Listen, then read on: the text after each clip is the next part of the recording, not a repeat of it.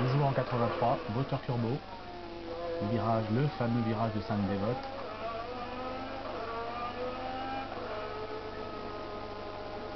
Ah oui, les glissières là, tout de suite, on a l'impression qu'elles sont...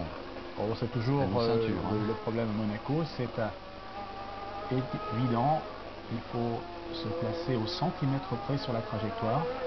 Et avec un moteur turbo à Monaco et en qualification, lorsque les moteurs développaient 1400 chevaux plus les moteurs de qualification, l'exercice était particulièrement délicat.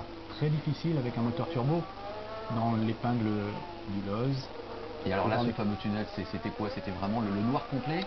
Oui, effectivement, il y a eu d'énormes progrès depuis au niveau de la qualité de l'éclairage, mais à l'époque, c'était pas aussi sombre que ça, mais c'est toujours très difficile.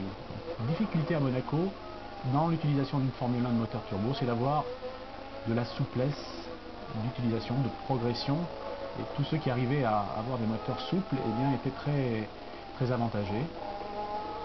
C'est comme là que René Arnoux devant, que Alain Prost rattrape, saison 83.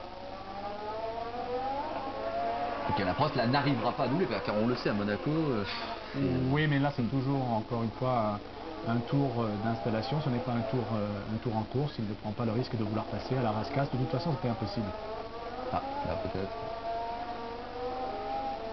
Et la main droite, qui va bien entendu toujours chercher un rapport, un des éléments techniques de l'époque, aujourd'hui résolu. Ah ça, je dois avouer, mon cher Patrick, on se demande comment vous faisiez, quoi, parce que c'est vrai que maintenant ça semble tellement facile, enfin facile, évident, je dirais. À l'époque, ça devait être épouvantable au niveau du poignet, non? Poignet et surtout paume de la main, généralement à Monaco, pas loin de 3000 changements de vitesse, paume de la main qui était en sang, avec de grosses cloques à la fin. C'est sûr que c'est un confort de conduite et d'efficacité de conduite avec les boîtes de gestion électronique et aussi beaucoup plus de fiabilité au niveau du fonctionnement du moteur. Voilà, un grand plaisir que de pouvoir se retrouver avec Alain Prost, un des maîtres de ce circuit de Monaco.